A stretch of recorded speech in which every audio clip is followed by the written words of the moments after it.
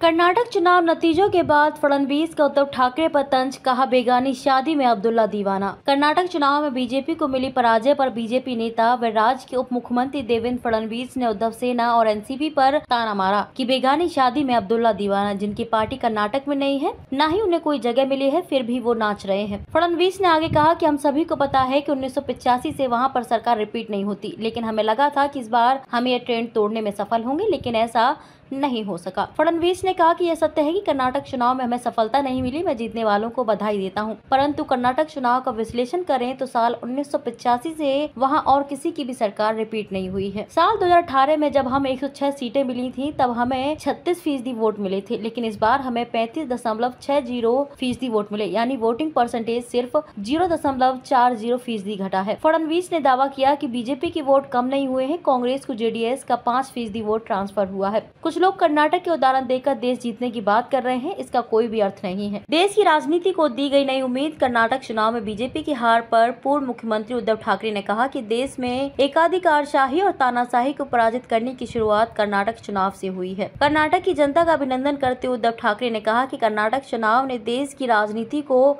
नई दिशा और नई उम्मीद की किरण दिखाई है। शनिवार को पत्रकारों से बात करते हुए ठाकरे ने कहा कि पीएम मोदी और गृह मंत्री अमित शाह की जोर जबरदस्ती से हत्याई सत्ता को कर्नाटक की जनता ने निडरता से उखाड़ फेंका। कर्नाटक चुनाव में बीजेपी का हिंदू मुस्लिम बजरंग बली हिजाब जैसे धार्मिक मुद्दे काम नहीं आए। कांग्रेस ने जहां जनता के प्रश्नों और मुद्दों पर चुनाव लड़ा और जीत दर्ज की, यह 2024 चुनावों की जीत की शुरुआत है। साथ ही पूर्व सीएम ने कांग्रेस नेता राहुल गांधी और प्रियंका गांधी को बधाई दी। पवार ने बुलाई विपक्ष की बैठक। एनसीपी प्रमुख शरद पवार ने कहा कि कर्नाटक के चुनाव में लोगों ने बीजेपी के खिलाफ अपने गुस्से का इजहार किया है। उसी तरह का गुस्सा महाराष्ट्र की जनता में भी बीजेपी शिंदे सरकार के खिलाफ है। महाराष्ट्र के लोग बदलाव चाहते हैं। पवार ने कहा कि जल्द ही महाविकास अघाड़ी की बैठक बुलाएंगे। हमारे अलग अलग लड़ने का सवाल ही नहीं है। अब हमें लगता है कि तीनों पार्टियों को साथ आना चाहिए और छोटे दलों को भी भरोसे में लेना चाहिए, लेकिन मैं ये फैसला अकेले नहीं लूंगा, बल्कि बाकी साथियों से इस पर चर्चा करूंगा। एनसीपी प्रमुख पवार ने कहा कि केरल, तमिलनाडु, कर्नाटक, तेलंगाना, आंध्र प्रदेश, राजस्थान, दिल्ली, झारखंड, पंजाब, पश्चिम बंगाल जैसे ज्यादातर राज्यों में बीजेपी सत्ता से बाहर है। अब जब 2024 में लोकसभा चुनाव होंगे तो हम कर्नाटक चुनाव से देश की तस्वीर का अंदाजा लगा सकते हैं। कहा जा रहा है कि राहुल गांधी की भारत जोड़ो यात्रा कर्नाटक चुनाव में काम आई। उन्होंने कहा कि कर्नाटक की जनता ने बीजेपी को पूरी तरह से हराने की भूमिका निभाई। इसका मुख्य कारण भ्रष्टाचार, शक्ति संसाधनों का दुरुपयोग और शासकों का ये विश्वास है कि वे जनता को तोड़कर शासन कर सकते हैं। अब ऐसा ही देश भर में होगा।